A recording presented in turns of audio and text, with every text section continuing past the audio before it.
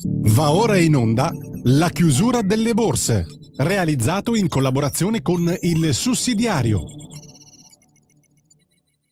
Radio Libertà, in collaborazione con Il Sussidiario TV, presenta La chiusura delle borse di oggi. Ben ritrovati, eccoci qui a fine giornata per andare a vedere come sono andati gli indici di borsa del vecchio continente. Partiamo dal FTSE MIB che registra una lieve perdita dello 0,07%, Parigi va dietro con lo 0,05% in terreno negativo, poi passiamo al risultato di Madrid che vede invece un avanzamento dello 0,15%, Francoforte lascia sul terreno invece lo 0,53%.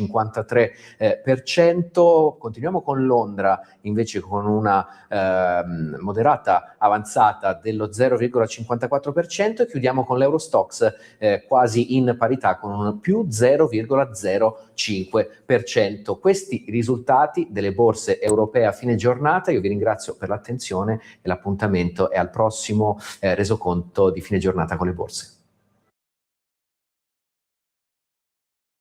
Avete ascoltato La